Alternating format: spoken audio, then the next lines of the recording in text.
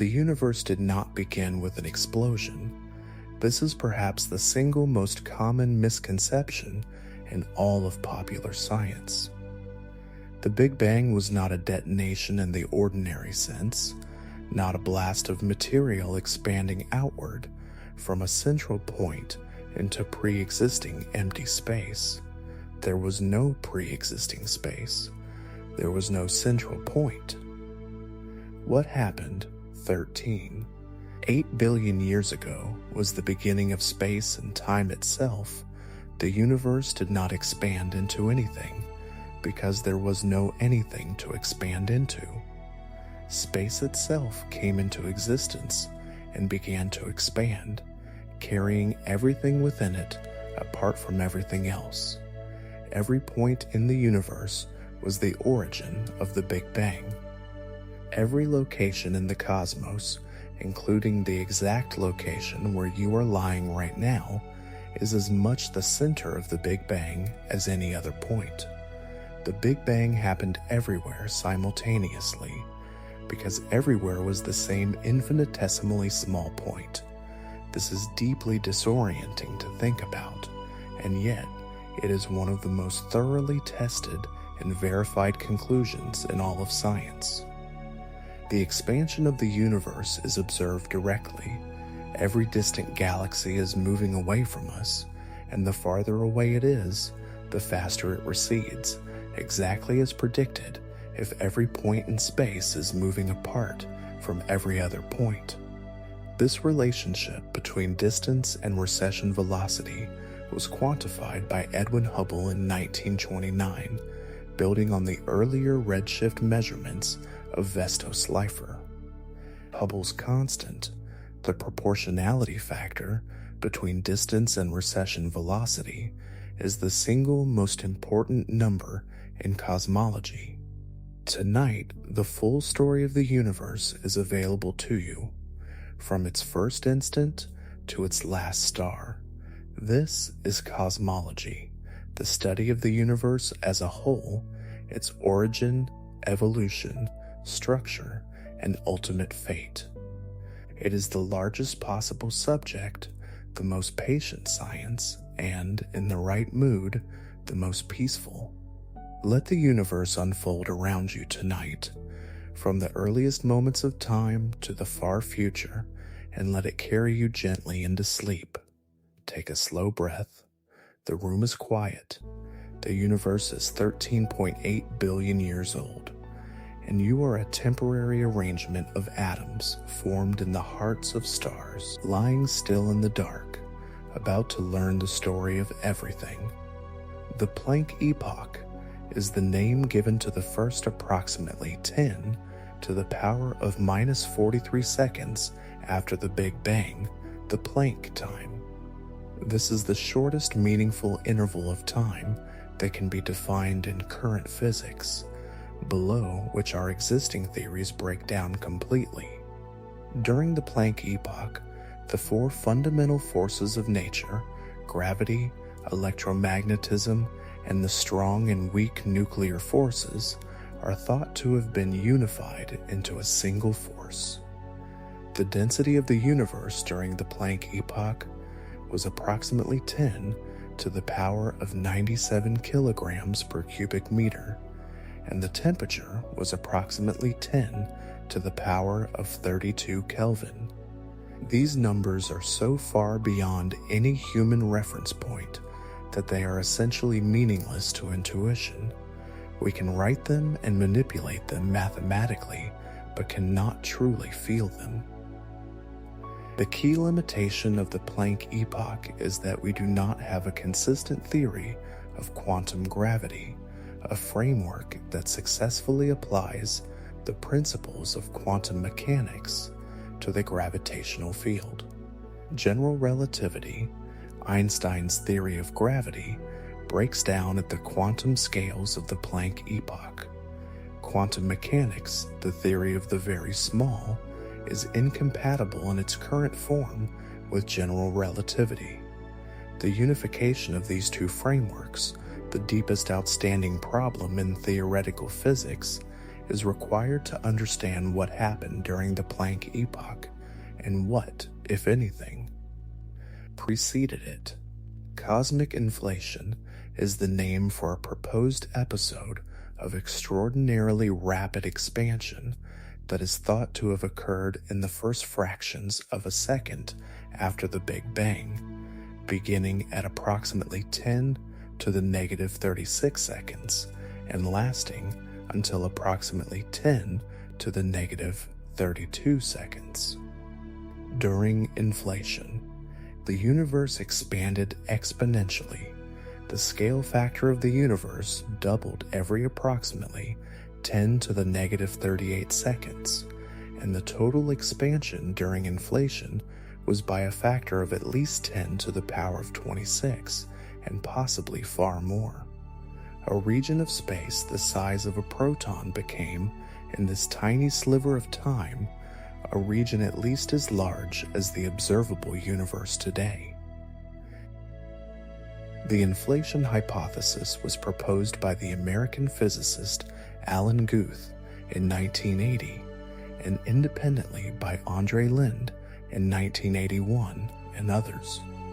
It was proposed not to explain the Big Bang itself, but to resolve several puzzling features of the observed universe that the standard Big Bang model could not explain without fine-tuned initial conditions.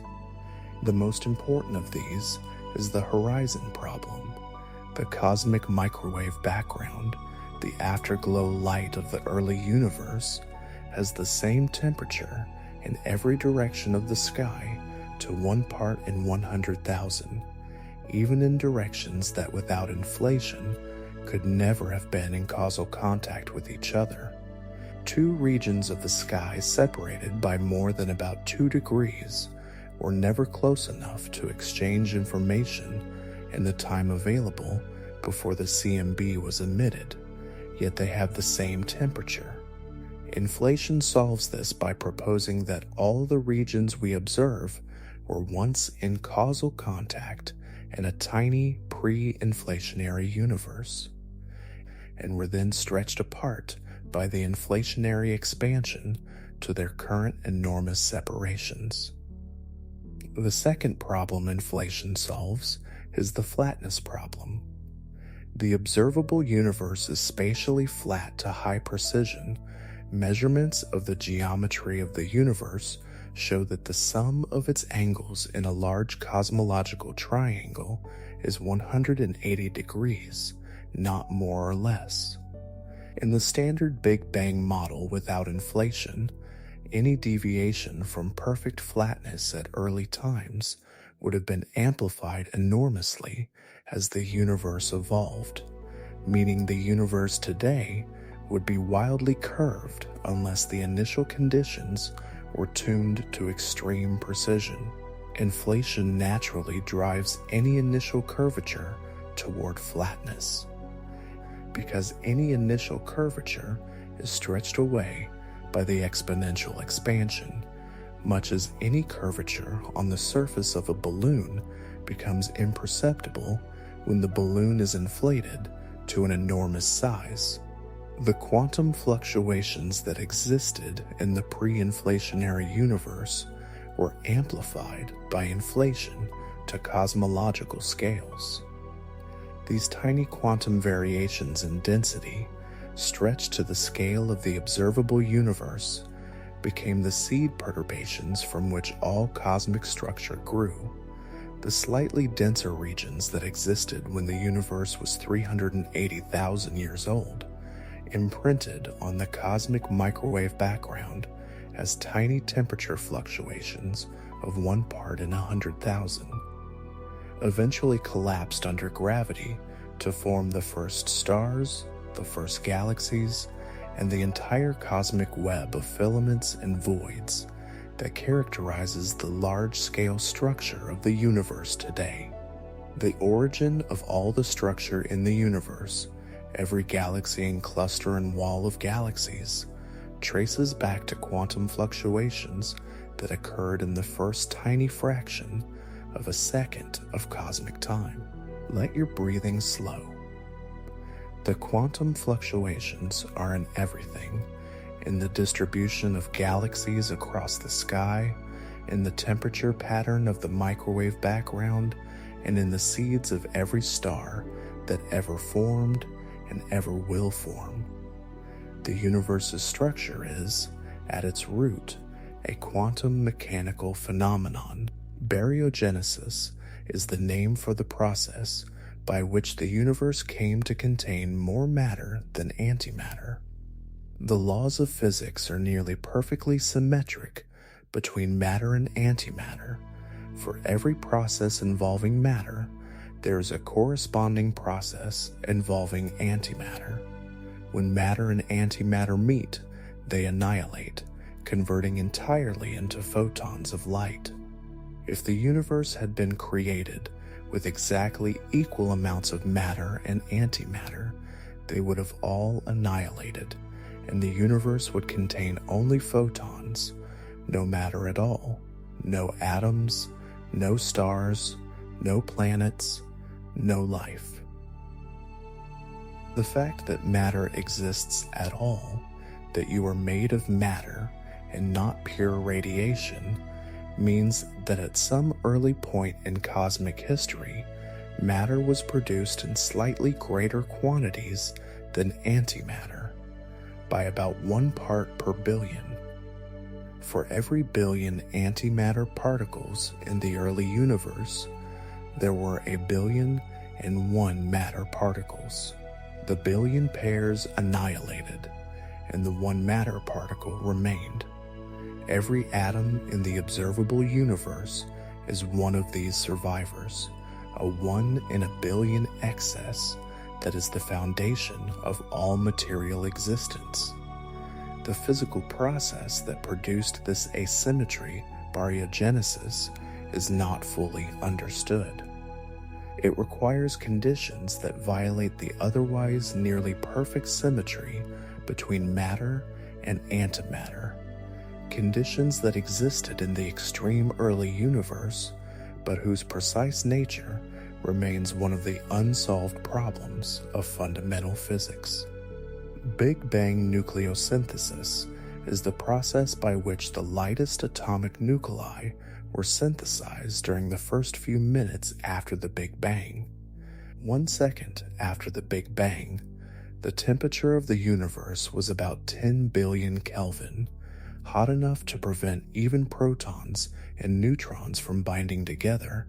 Any nucleus that formed was immediately destroyed by high-energy photons. As the universe expanded and cooled, the photons became less energetic. At about 3 minutes after the Big Bang, the temperature had fallen to about 1 billion Kelvin, cool enough for deuterium nuclei consisting of 1 proton and 1 neutron to survive. Within a few minutes more, the deuterium was incorporated into helium-4, which has 2 protons and 2 neutrons, through a sequence of nuclear reactions. By about 20 minutes, the universe had cooled enough for nucleosynthesis to effectively cease. The result of Big Bang nucleosynthesis was a universe composed of about 75% hydrogen by mass and about 25% helium-4, with trace amounts of deuterium, helium-3, and lithium-7. This composition can be predicted precisely from the known laws of nuclear physics and the known density of the universe at the time of nucleosynthesis. Measurements of the abundance of these light elements in the oldest, most pristine astrophysical environments confirm the predictions of Big Bang nucleosynthesis to remarkable precision, providing one of the most powerful confirmations of the Big Bang model. Everything heavier than lithium was made later, in stars and stellar explosions, rather than in the Big Bang itself. The carbon in your body, the oxygen in every breath you take, the iron in your blood, the calcium in your bones, all were synthesized in the nuclear furnaces of stars that lived and died before the sun was born. Cosmological nucleosynthesis gave the universe hydrogen and helium. Stellar nucleosynthesis did the rest. The cosmic dark ages began after the Big Bang nucleosynthesis and the formation of the cosmic microwave background, and lasted until the formation of the first stars, approximately 100 to 500 million years after the Big Bang. During this epoch, the universe contained no luminous sources, no stars, no galaxies, no quasars.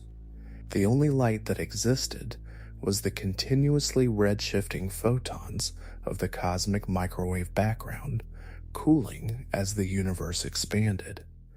The universe was filled with a neutral gas of hydrogen and helium, dark and featureless, with the subtle density fluctuations left by inflation slowly growing under the influence of gravity, gradually pulling material into the first gravitationally bound structures. The first stars to form in the universe, the population 3 stars, were unlike any stars that exist today. They formed from gas of pure hydrogen and helium without any heavier elements, and their lack of metals meant they could not cool as efficiently as modern star-forming gas. This inefficient cooling produced much more massive stars. Population 3 stars may have had masses of 100 to 1,000 solar masses, making them far more massive and luminous than any star that exists today. These stars burned through their fuel rapidly, living for only a few million years, and ended their lives in catastrophic supernova explosions that seeded the intergalactic medium with the first heavy elements and ionized the surrounding hydrogen with their intense ultraviolet radiation. The epoch of reionization, from about 150 million to 1 billion years after the Big Bang, saw the gradual reionization of the universe's neutral hydrogen gas by the radiation from the first stars and galaxies and quasars. The universe had been ionized in its earliest phases, then recombined to form neutral atoms at 380,000 years when the CMB was produced, and now was reionized from outside by the radiation from the forming cosmic structures. The reionization process was patchy and irregular, occurring first around the earliest, most luminous sources and gradually spreading until the entire intergalactic medium was ionized by about 1 billion years after the Big Bang. We live in a universe that has been fully ionized for the past 12 billion years, and the intergalactic medium between galaxies today consists primarily of warm, highly ionized plasma. The cosmic microwave background is the most perfect thermal spectrum ever measured in nature. The COBE satellite, launched by NASA in 1989, measured the CMB spectrum and found it to be a black body to a precision of 1 part in 10,000, the most perfect black body in nature. The temperature of the CMB is 2.72548 Kelvin, and the spectrum deviates from a perfect black body by less than 50 parts per million. This extraordinary precision confirms that the early universe was in perfect thermal equilibrium as expected from the Big Bang model. The CMB was discovered accidentally in 1965 by the American radio astronomers Arno Penzias and Robert Wilson, who were trying to use a microwave horn antenna at Bell Laboratories to study radio sources in the Milky Way. They found a persistent, uniform noise in their antenna that they could not account for. They checked the equipment, found pigeons nesting in the antenna, and cleaned out what Penzias diplomatically described as white dielectric material, but the noise persisted. They eventually contacted Robert Dick at Princeton, who was independently trying to design a receiver to detect the CMB. Dick told them they had found what he was looking for. Penzias and Wilson received the Nobel Prize in Physics in 1978. Dick, who understood what the measurement meant before Penzias and Wilson did, received no Nobel Prize. The MAP satellite, operational from 2001 to 2010, and the Planck satellite, operational from 2009 to 2013, mapped the temperature fluctuations of the CMB across the entire sky with extraordinary precision. The Planck satellite's maps of the CMB show temperature fluctuations of about 100 microkelvin against a background of 2.725 Kelvin, variations of about 1 part in 100,000. These tiny fluctuations encode a vast amount of information about the early universe, the density of ordinary matter, the density of dark matter, the density of dark energy, the geometry of the universe, the spectrum of primordial density fluctuations, and the epoch of reionization can all be inferred from the statistical properties of the CMB temperature maps. The Planck mission's measurements have established the standard cosmological model, lambda CDM, as the most precisely tested model in the history of science. Let your mind drift softly. The CMB is arriving from every direction right now, a faint warmth of 2.725 Kelvin, the oldest light in the universe. It passed through you just now, as it has been passing through you your entire life, completely undetected by your senses, carrying the oldest message in the universe. The universe was hot and dense and uniform 13.8 billion years ago, and here is the record of how uniform. Dark matter is the name given to the unknown form of matter that makes up approximately 27% of the total energy content of the universe. The evidence for dark matter is overwhelming and comes from many independent observations, none of which can be explained by any modification of known physics without invoking some form of additional matter. The first clear evidence was the observation by Vera Rubin and Kent Ford in the 1970s that the rotation curves of spiral galaxies are flat rather than declining at large radii, as they should be if the mass of the galaxy were concentrated in its visible stars. The flat rotation curves imply the presence of additional invisible mass distributed in a roughly spherical halo surrounding the visible disk, with a density that falls as the inverse square of the distance from the center. The bullet cluster is perhaps the most direct evidence for dark matter's existence as a distinct component of the universe, separate from ordinary matter. It consists of two galaxy clusters that passed through each other about 100 million years ago. During the passage, the intergalactic gas in the two clusters, which makes up most of the ordinary matter, was slowed by electromagnetic interactions and lagged behind the collisionless galaxies and dark matter. Gravitational lensing maps of the bullet cluster show two concentrations of mass ahead of the gas clouds in the positions of the galaxies, exactly as predicted if dark matter passed through the collision without interaction.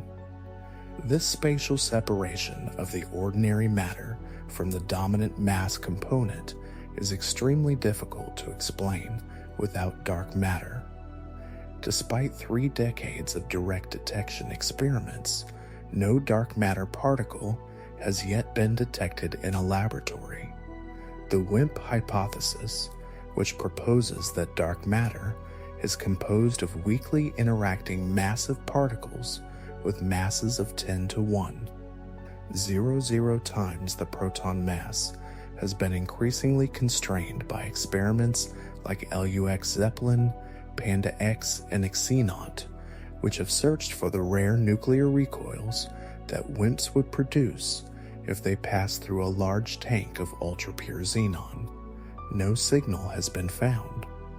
Alternative candidates include axions, ultralight particles proposed to solve a different problem in particle physics, and primordial black holes formed in the early universe. The nature of dark matter remains unknown. Dark energy is the name for the unknown form of energy that makes up approximately 68% of the total energy content of the universe and is responsible for the observed acceleration of cosmic expansion. The discovery of the accelerating expansion of the universe in 1998 by two independent teams studying the distances and recession velocities of Type 1 supernovae was one of the most surprising results in the history of cosmology. Saul Perlmutter, Brian Schmidt, and Adam Rees shared the 2011 Nobel Prize in Physics for this discovery. Type 1 supernovae are useful distance indicators because they all explode with approximately the same intrinsic luminosity, making them standard candles whose distance can be inferred from their apparent brightness. When the 1998 teams measured the distances to high redshift supernovae, they found that the supernovae were further away than expected in a universe decelerating under its own gravity. The universe was not only expanding, but expanding at an accelerating rate, as if some repulsive form of energy pervaded the vacuum of space and was pushing the universe apart.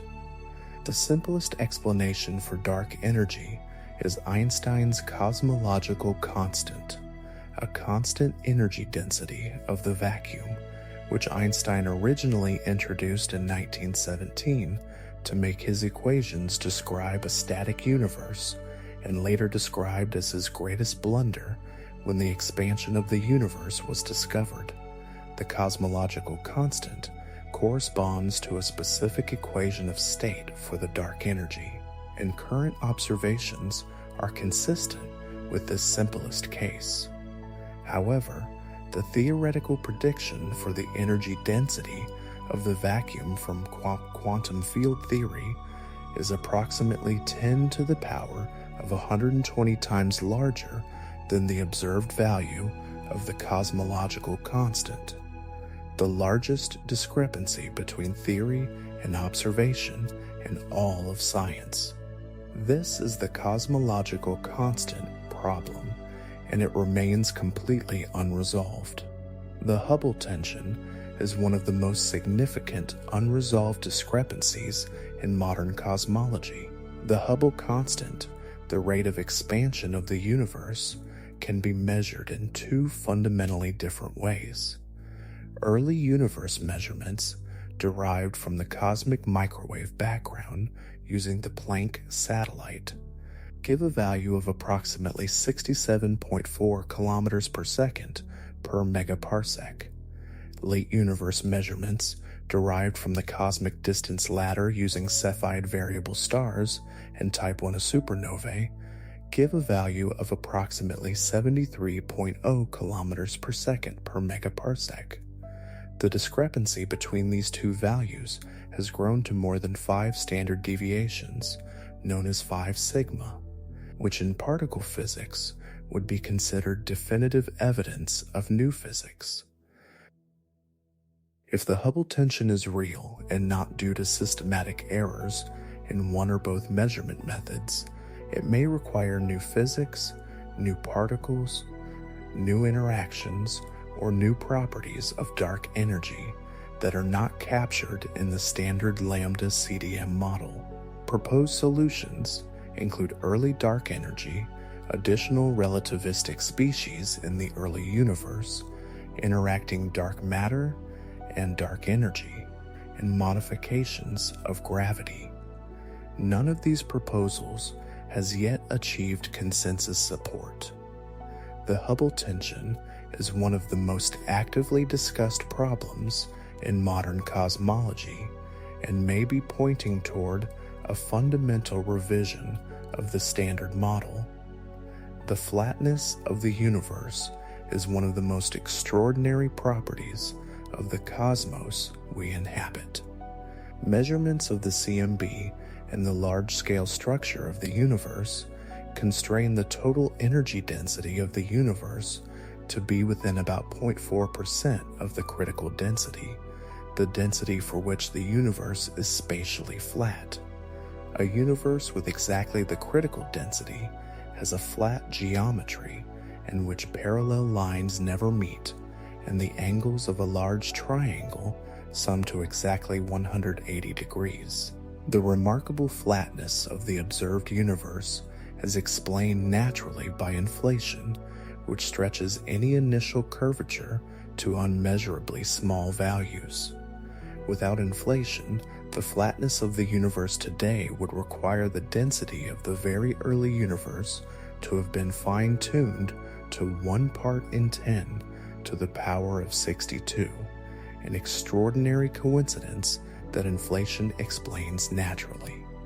The large-scale structure of the universe, the distribution of matter on scales of hundreds of millions to billions of light-years, is organized into the cosmic web, an intricate network of filaments, walls, and clusters separated by vast, nearly empty voids.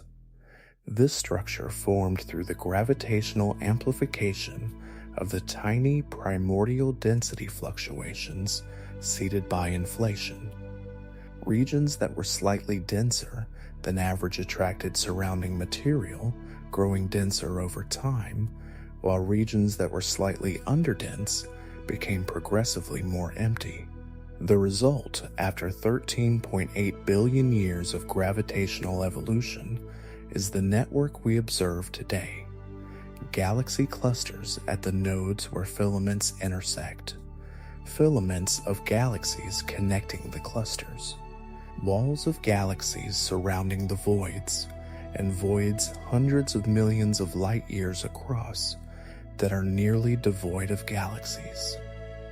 The Sloan Digital Sky Survey, which has imaged hundreds of millions of galaxies and measured the spectra and three-dimensional positions of millions of them, has produced the most detailed maps of the cosmic web yet made. These maps reveal not just the web's existence, but its statistics, the sizes of the voids, the widths of the filaments, the masses of the clusters, all of which can be compared with the predictions of cosmological models. The agreement between observed large-scale structure and the predictions of the Lambda CDM model is one of the great triumphs of modern cosmology.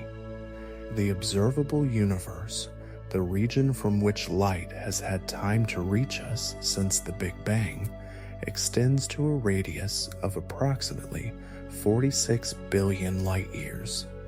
This is much larger than 13. 8 billion light-years, because the universe has been expanding. During the time the light was traveling, the most distant objects we can observe have receded to 46 billion light-years from us since they emitted the light we now receive. The total universe, beyond our observable horizon, may be vastly larger, possibly infinite. If inflation occurred for a very long time, it would have produced a universe enormously larger than the observable region, with the same physical laws and similar large-scale structure, but potentially with different initial conditions in regions so far away that no light from them will ever reach us. Let your breathing be quiet and slow. The observable universe is 46 billion light-years in radius. Beyond it, more universe, possibly infinite, expanding in every direction, filled with galaxies and stars and dark matter and the ancient light of the CMB. And beyond even that, in the framework of eternal inflation, an endless multiverse of separate expanding regions, each potentially with different physical constants. None of this requires anxiety. It is simply an accurate description of the world you inhabit. The multiverse hypothesis arises naturally from the theory of eternal inflation. In Andre Lin's version of inflationary cosmology, inflation is not a brief episode in the history of our universe, but an eternal process. Once inflation begins in some region of space, it continues to drive exponential expansion indefinitely, with bubbles of non-inflationary space nucleating within the inflating background. Each bubble nucleates with its own initial conditions and potentially its own values of the physical constants determined by the quantum state of the field driving inflation when the bubble forms. In this picture, our observable universe is one bubble in an infinite sea of bubbles, each a separate universe, each potentially with different physical laws and constants. The anthropic principle, in its weak form, simply states that the conditions observed in the universe must be compatible with the existence of conscious observers capable of making those observations. This is a tautology, but it has a non-trivial implication when combined with the multiverse hypothesis.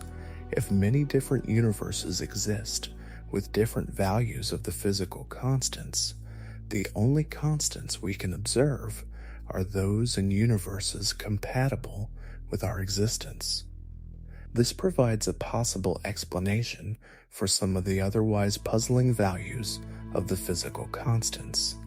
The value of the cosmological constant, for instance, must be small enough that galaxies and stars can form, otherwise no observers would exist to measure it. In a multiverse where the cosmological constant takes different values in different bubble universes, observers can only find themselves in bubble universes where it is small enough for structure to form. The fate of the universe is a question with several possible answers depending on the nature of dark energy and the overall geometry and content of the cosmos.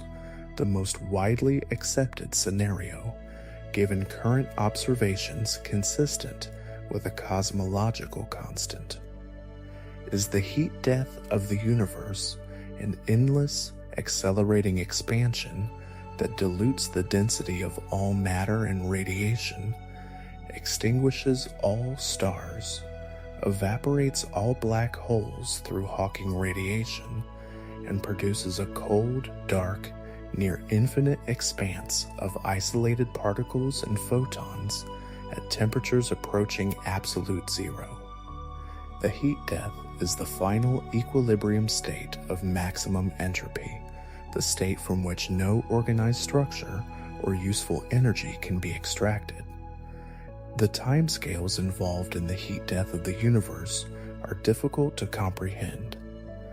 The last stars, the lowest mass red dwarfs, will exhaust their fuel in approximately 10 to the power of 14 years, about 10,000 times the current age of the universe. After the stars are gone, the stellar remnants, white dwarfs, neutron stars, and black holes will persist for much longer.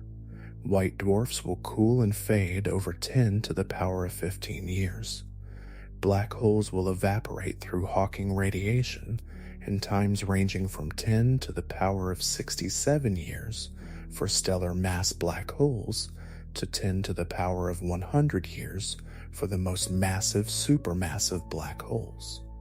After all the black holes have evaporated, the universe will consist only of a diffuse sea of photons, neutrinos, electrons, and positrons, expanding without end in perfect thermal equilibrium at a temperature indistinguishable from absolute zero. Alternative fates for the universe include the Big Rip, which would occur if the equation of state of dark energy evolves to become more negative than -1, causing the rate of cosmic acceleration to increase without bound over time.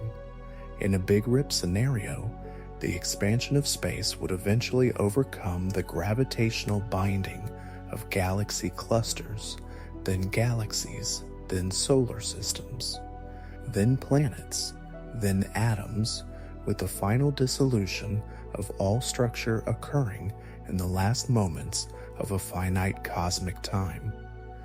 Current observations do not favor the Big Rip, but they cannot exclude it. The Big Crunch would occur if the universe eventually reversed its expansion and collapsed back to a hot, dense state. This requires a sufficiently high total energy density to halt the expansion, which is not consistent with current observations of an accelerating universe. However, some cyclic cosmological models propose that the universe undergoes an eternal sequence of expansions and contractions, with each cycle seeding the next through a bounce at the turnaround.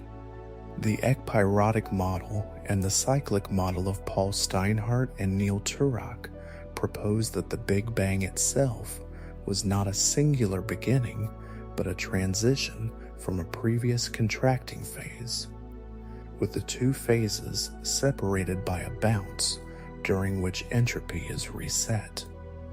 These models have not yet been confirmed observationally, but they offer the philosophically appealing possibility of an eternal cyclic cosmos with no absolute beginning. Let your thoughts settle into the deep peace of the long future. The universe has time measured in powers of 10 beyond anything human history can encompass. Every anxiety, every urgency, every deadline and difficulty of your daily life is contained within a thin sliver of the first instant of cosmic time. The universe is patient in ways that make patience itself seem rushed. Tonight, borrow a fraction of that patience. There is nothing that needs to happen between now and morning. Why is there something rather than nothing?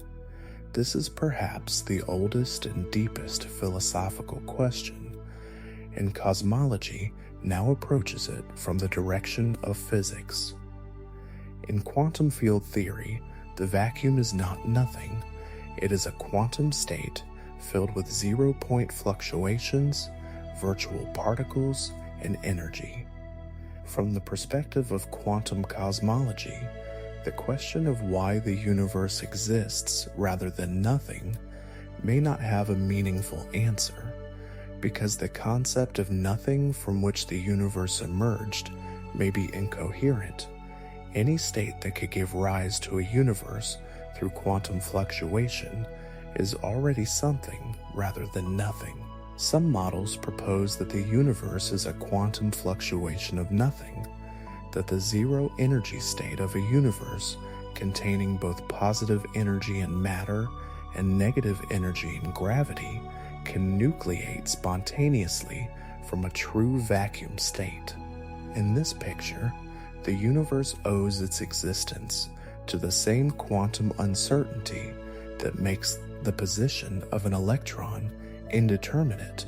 The universe simply happened because quantum mechanics permits it to happen.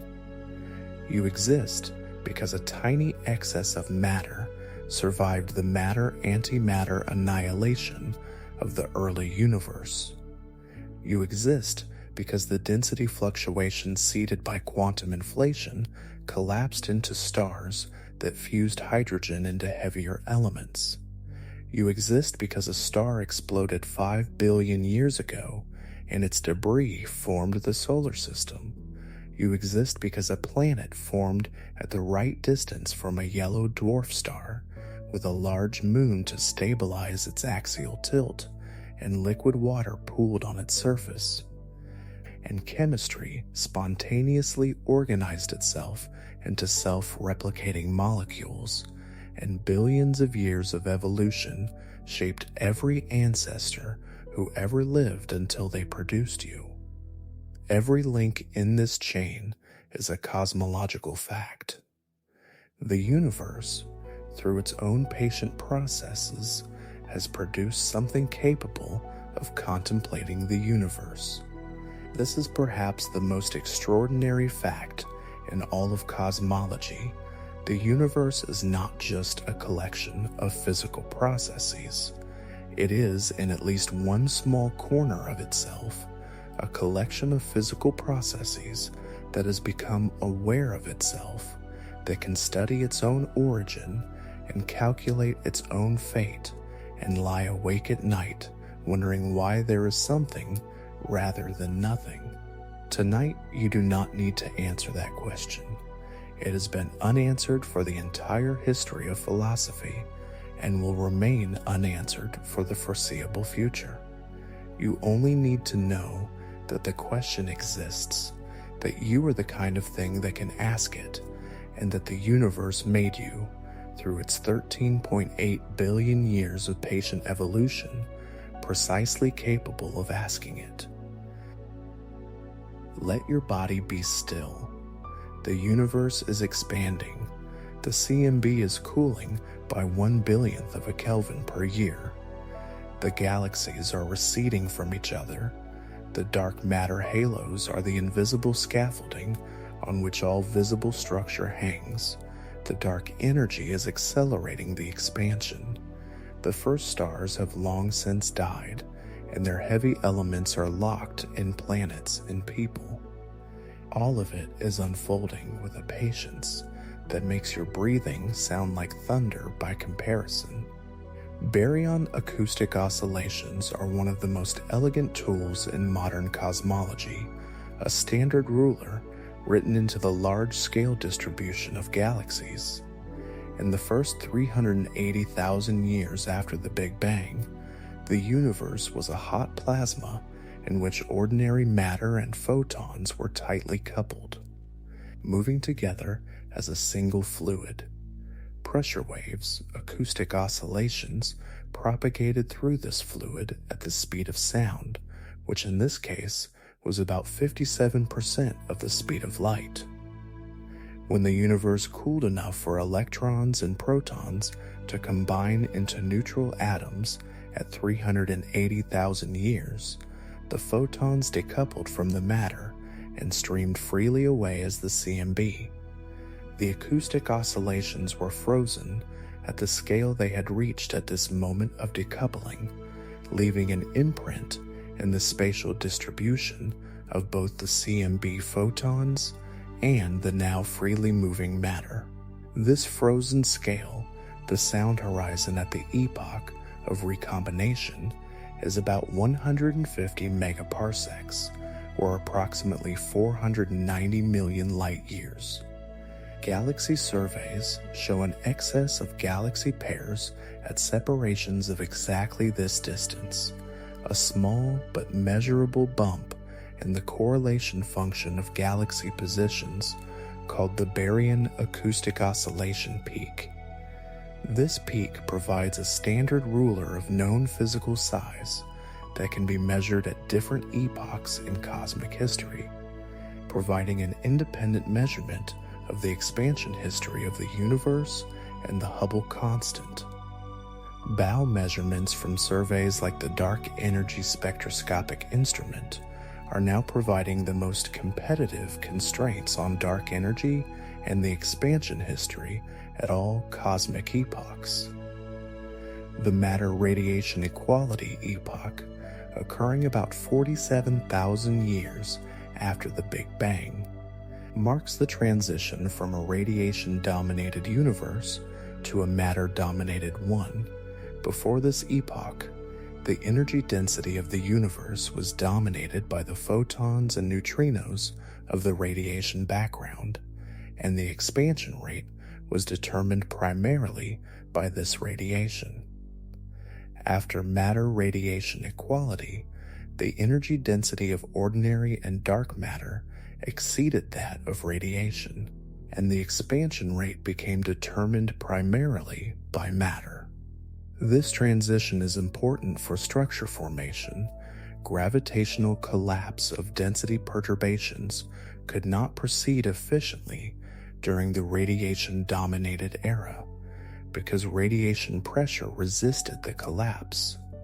After matter-radiation equality, collapse could proceed without this resistance, and the growth of structure accelerated. The recombination epoch at 380,000 years is the moment when the universe became transparent.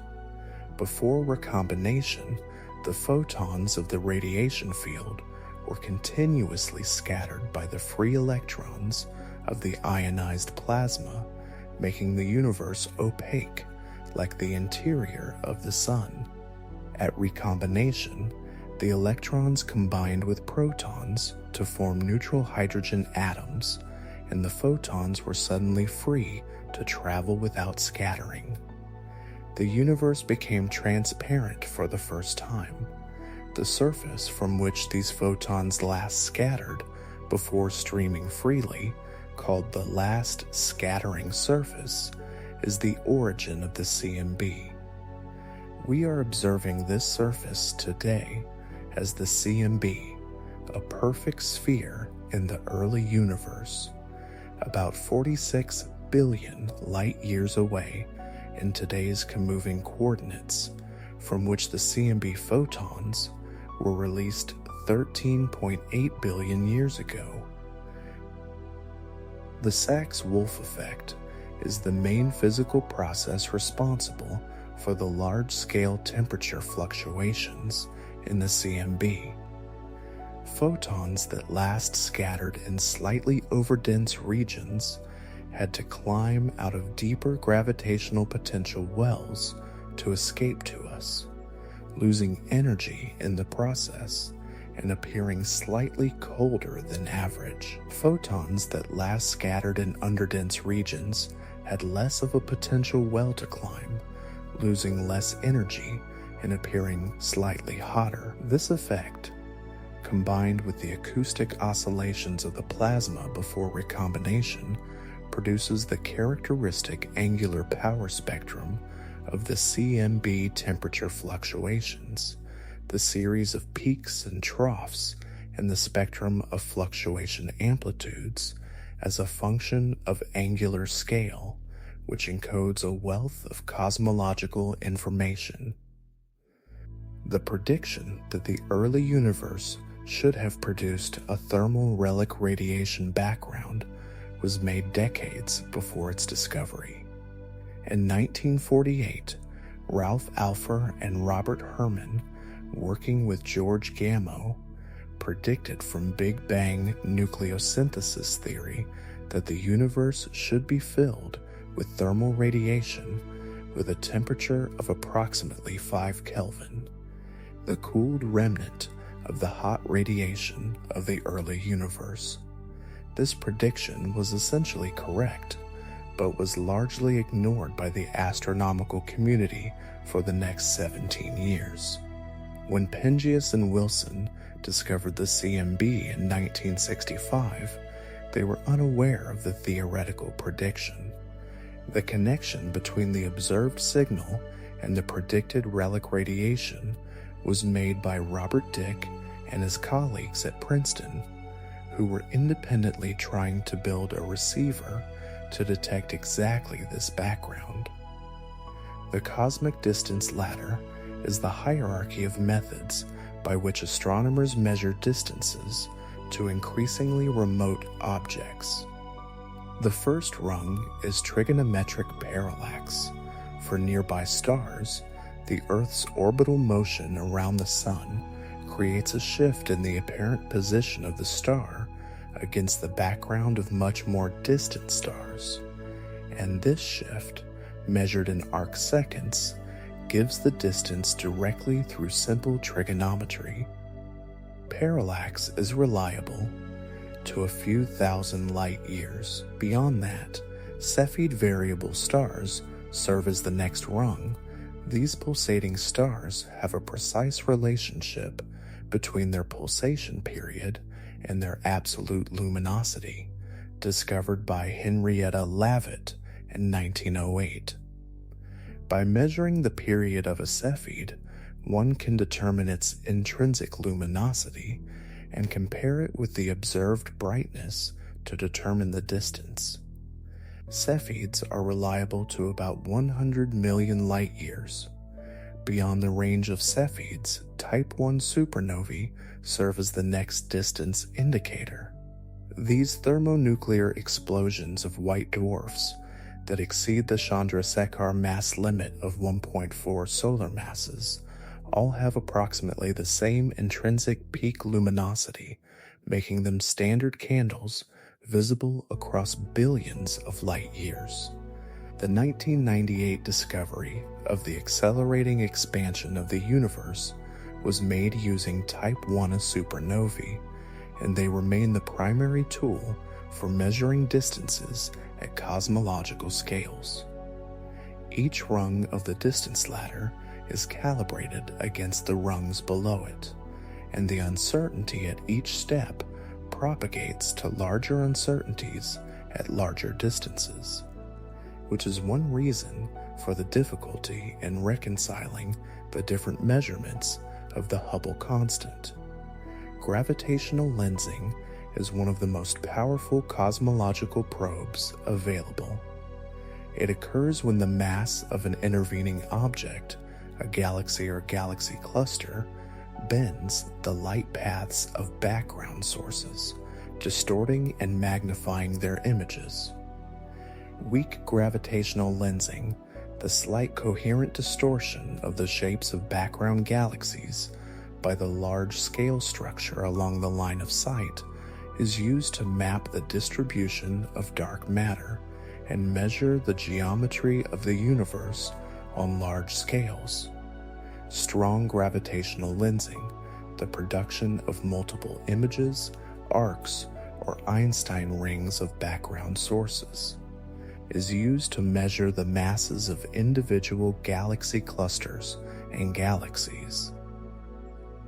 The use of galaxy clusters as gravitational lenses to observe the most distant galaxies is among the most productive applications of strong lensing.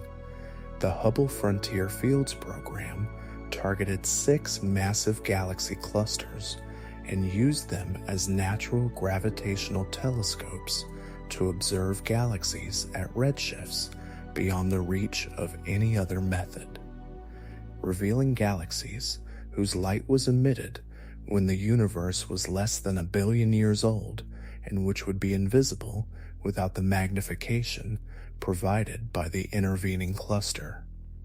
The second law of thermodynamics, which states that the total entropy of a closed system never decreases over time, is one of the most fundamental principles in all of physics. In cosmology, it raises a deep puzzle. The universe began in a state of extraordinarily low entropy, the smooth, hot, nearly perfectly uniform early universe, and has been evolving toward higher entropy ever since. The question of why the universe began in such a low entropy state is called the past hypothesis by philosophers of physics, and it remains genuinely unresolved. One way to frame the question is through the concept of the Boltzmann brain. The physicist Ludwig Boltzmann, grappling with the second law of thermodynamics in the 19th century, proposed that the low entropy state we find ourselves in might be a statistical fluctuation in an otherwise high entropy universe. In a universe in eternal equilibrium, rare statistical fluctuations will occasionally produce macroscopic order, including, in principle, a fully formed conscious brain with false memories of a past, appearing spontaneously from random thermal fluctuations. This hypothetical entity is called a Boltzmann brain. Modern cosmological models that predict an eternal future of increasing entropy must confront the Boltzmann brain problem If the universe runs for long enough after all structure has dissipated, statistical fluctuations will eventually produce Boltzmann brains in great numbers. If Boltzmann brains are vastly more numerous than ordinary observers who developed through evolution, then the probability that you are an ordinary observer is vanishingly small, which is philosophically problematic. The resolution of the Boltzmann brain problem is unclear. Some cosmologists argue that it provides a constraint on cosmological models. Any model that predicts the eventual dominance of Boltzmann brains over ordinary observers is likely wrong. Others argue that the problem is not well defined. The debate touches on deep issues about what probabilities mean in an infinite universe and what it means to be a typical observer. Let your mind be gentle and free of urgency. The Boltzmann brain problem does not require you to worry that you might be a Boltzmann brain. The evidence strongly suggests you are not. The fact that you developed through billions of years of evolutionary history, that you have consistent memories and a coherent internal narrative in a body that interacts predictably with the physical world, is overwhelming evidence that you are an ordinary observer, not a random fluctuation. The Boltzmann brain is a thought experiment about cosmological models, not a threat to your existence or identity. Rest now. The universe is doing its cosmological work without any assistance from you. The dark energy is accelerating the expansion. The CMB is cooling another fraction of a microkelvin this year. The galaxies beyond our local group are receding beyond our eventual horizon, their light perpetually redshifting toward immeasurably long wavelengths. The large-scale structure of the cosmic web is slowly evolving, the voids growing emptier, the filaments growing more tenuous, the clusters slowly accreting their final increments of mass. All of it is happening tonight, and all of it is happening without urgency, at the pace of the cosmos. You exist because a tiny excess of matter survived the matter-antimatter annihilation of the early universe. You exist because the density fluctuations seeded by quantum inflation collapsed into stars that fused hydrogen into heavier elements. You exist because a star exploded 5 billion years ago, and its debris formed the solar system. You exist because a planet formed at the right distance from a yellow dwarf star with a large moon to stabilize its axial tilt, and liquid water pooled on its surface, and chemistry spontaneously organized itself into self-replicating molecules, and billions of years of evolution shaped every ancestor who ever lived until they produced you. Every link in this chain is a cosmological fact. The universe, through its own patient processes, has produced something capable of contemplating the universe. This is perhaps the most extraordinary fact in all of cosmology. The universe is not just a collection of physical processes. It is, in at least one small corner of itself, a collection of physical processes that has become aware of itself, that can study its own origin and calculate its own fate, and lie awake at night wondering why there is something rather than nothing. Tonight, you do not need to answer that question. It has been unanswered for the entire history of philosophy and will remain unanswered for the foreseeable future. You only need to know that the question exists, that you are the kind of thing that can ask it, and that the universe made you, through its 13.8 billion years of patient evolution, precisely capable of asking it. Rest in that patience now. Let the cosmological facts settle around you like the CMB settling into the microwave band. Let the universe be as large and old and patient as it is. You are inside it, and it is keeping you, and tonight there is nowhere else you need to be. The universe contains approximately 2 trillion galaxies in the observable region. Each contains on average 100 billion stars. Each star may have planets.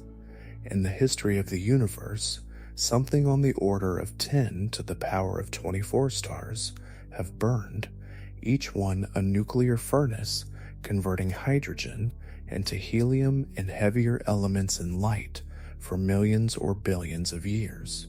All of that fusion, all of that light, all of that nucleosynthesis, traced through 13.8 billion years of cosmic evolution, produced you, lying here in the dark, listening to the story of the universe, perfectly cared for by physics, perfectly safe in the gravity of your world, breathing slowly as the cosmos expands around you at the speed that dark energy allows. Good night. Sleep. The universe will still be here when you wake.